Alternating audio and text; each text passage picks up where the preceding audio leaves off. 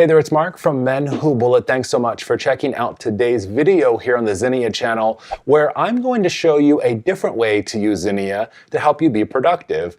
It's not using and setting up a weekly spread, but I actually want to show you how I use ZInnia to do things like set up storyboards for videos just like these or the other shorts that I do as well. It's a really cool way to use it in a slightly different way than you might be used to. But I absolutely love it because all of the things that we love about ZInnia, like templates and customization, you can do right in here for your own storyboards. So let's go ahead and get started in setting up storyboard templates using ZInnia.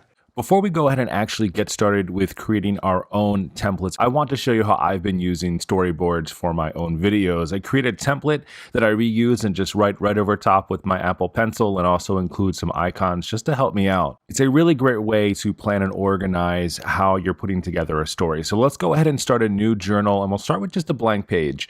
And then we're going to tap on the studio icon. The top center on the left-hand side looks like the sticker, and we're going to go in the templates. Now, what we're looking for here is a template that has some open area space that we can edit through. So I'm going to go ahead into the weekly and find the template that I used for my original template. There's a lot of different ways we can do this. I'll show you a few, but this one right here is the one we're going to select, and we're going to ungroup this so that we can edit out what we don't need and then duplicate or copy in what we do. So I'll go ahead and hold down with the lasso tool, and I'm just going to erase the whole bottom section of this and then go in and tap on each of these headlines here and get rid of those as well. What I want is the rectangle, and I want the top rectangle as well as the black, and then the space that'll help me just name or number my storyboards as I go along. I'm going to go ahead and just slide this right hand over just a little bit more to get it closer to make it look evenly spaced. I'll go ahead and copy the top and then paste it down here at the bottom and then just duplicate. So I have 8 squares here. I'll select them all and group them so they just all move together. I'll resize it just a little bit so that I can fit space over on the left-hand side to put the date that I'm creating this, maybe the title, and any other notes that I would have around creating a storyboard. There's also 2 other real easy templates that you can use that exist right inside of ZInnia. So if we go back to templates and swipe all the way down to the bottom and tap on trackers, you'll see at the top a category called blank slate. These can be used for anything. They could be used for trackers, but I think that this works awesome for storyboards. You have the square space that you need to put in the topic or your scene. You have space at the top if you want to put in a title or number them, and it works really well. There's another one in here too that I thought was great, especially if you like more space, but also space for notes. So this one here is a taller rectangle with the 6 spaces, and it also has this notes section here at the bottom. What I'm going to do is copy and paste that, bring that over to the left-hand side, and then I'm going to ungroup the right-hand and the left-hand sides here. I'm going to delete the right bottom rectangle you'll see, but I'm going to grow the left one down here. And this creates a really wonderful space to put in notes or anything extra that you have. And in less than a minute, you have 6 spaces to add in for your storyboards.